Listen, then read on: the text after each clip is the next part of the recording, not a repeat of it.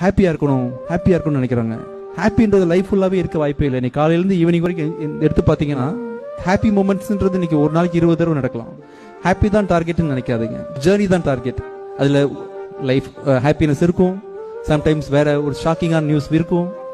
எல்லாமே அக்செப்ட் பண்ண பழகிட்டீங்கன்னா போதும். ஹாப்பியை தேடாதீங்க, ஜெயிக்கணும்னு நினைக்காதீங்க. எனக்கு நிறைய பேர் பார்க்குறேன், நானும் மோட்டிவேஷனல் வீடியோலாம் பார்க்குறேன். நீங்கள் ஜெயிக்க முடியும், நீங்கள் ஜெயிச்சிடலாம், ஜெயிச்சிருக்கேன். நீங்கள் ஜெயிக்கிறதுன்றது இன்னொருத்தன் தோக்கடிக்கிறதுடா. எதுக்கு ஜெயிக்கணுன்ற அவசியமே இல்லை, வாழ்ந்துரு. இப்போ இந்த மொமெண்ட்ல எவ்வளோ விஷயங்கள், நல்ல விஷயங்கள் இருக்கு, அதை வாழ்ந்து அனுபவிச்சு பார்த்தா போதும். ஜெயிக்கணும்னு தயவு செஞ்சு நினைக்காதீங்க. ஜெயிக்கணும்னு நினைக்கும் போது என்ன ஆகுதுன்னா 10th ஃபர்ஸ்ட் மார்க் வாங்கணும். நீ படிச்சாலே போதும், ஃபர்ஸ்ட் மார்க் வாங்கணும். நீ அறிவாளின்னு உனக்கு தெரிஞ்சா போதும். ஒரு 10 பேர் சேர்ந்து மார்க் போட்டு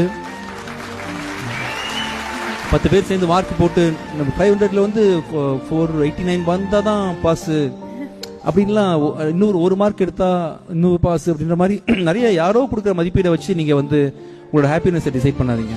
எல்லாருமே நம்ம ஒர்த் இல்லைன்னு சொன்னா கூட நான் தெரியும்டா நான் யாருன்ற மாதிரி கெத்தா நீங்க பழகிக்கிங்க. சொல்லுங்க, இன்னொருத்தர் நம்ம திறமசாலினோ நம்ம வல்லவரனோ நல்லவரனோ சொல்லணுன்றதுக்காக யாரோட அக்செப்டன்ஸுக்கும் வெயிட் பண்ணாதீங்க.